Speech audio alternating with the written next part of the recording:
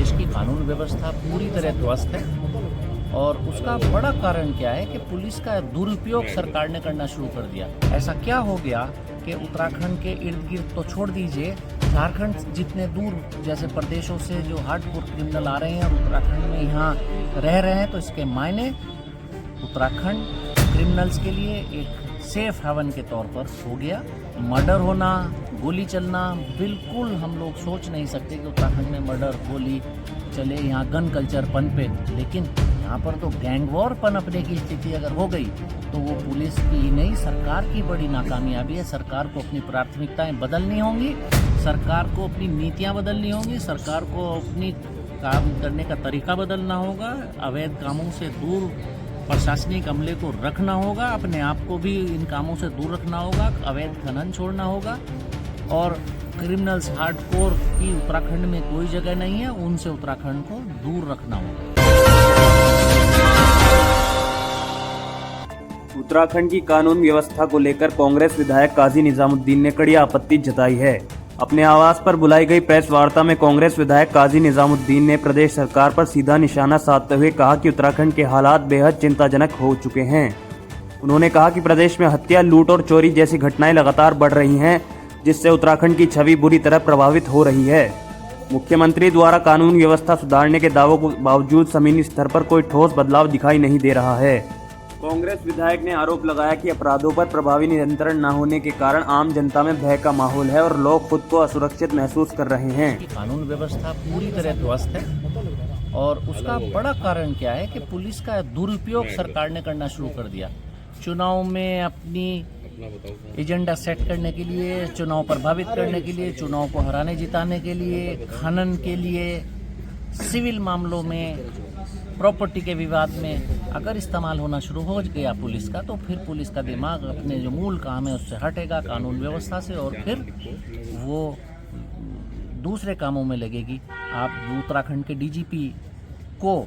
इस ऑर्डर्स देने पड़े कि सिविल मामलों से पुलिस दूर रहे, यानी शिकायतें आ रही हैं कि सिविल मामलों में पुलिस बोल रही है।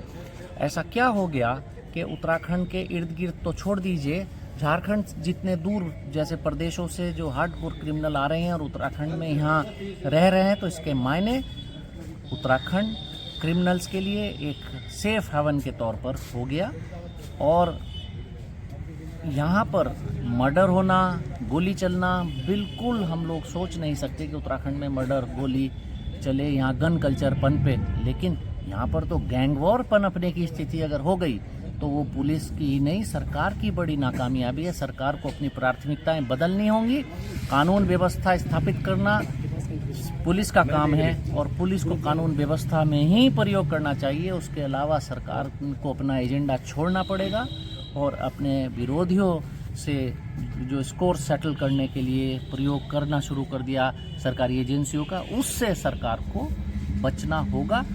उत्तराखंड में हरिद्वार जिला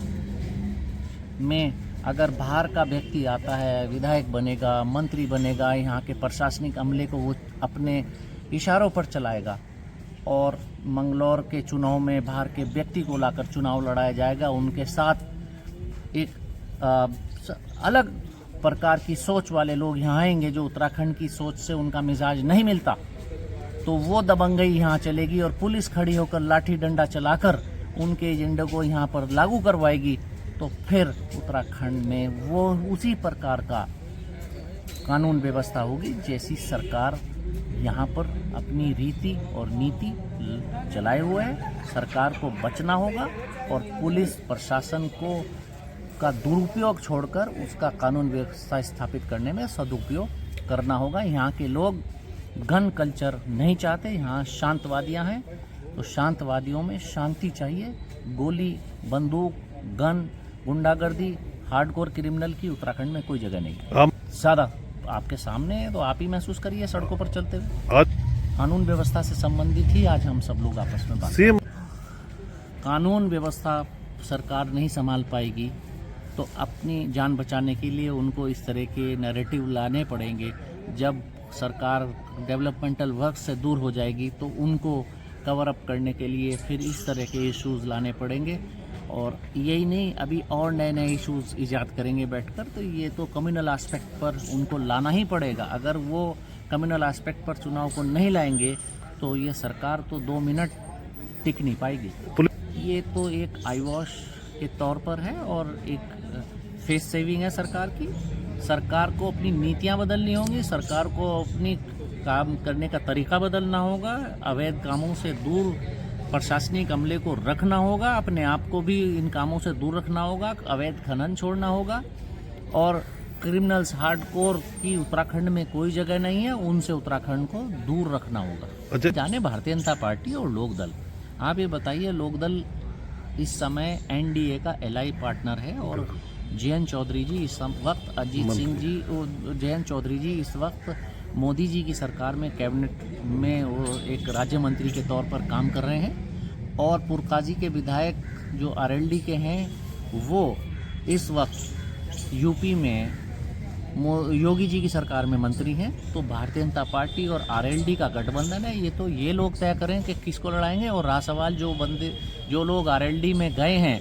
ये तो उनको तय करना पड़ेगा कि क्या वो आज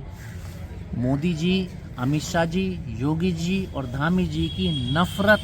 भरी बातों